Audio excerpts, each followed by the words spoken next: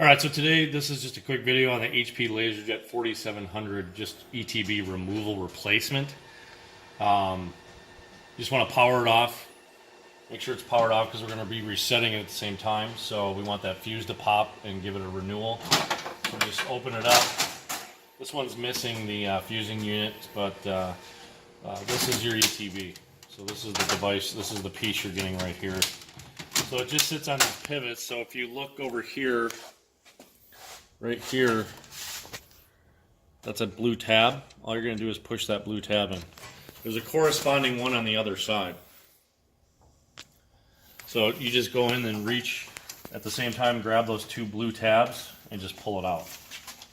So again, there's the blue tabs. It just sits on these little like male pins, and then here's these little purple things have your inputs. You know, this side is the electrical connection that makes it do its thing. So again, that's all you got to do. Take the old one out, pop the new one back in, and you just line it up with the purple tabs.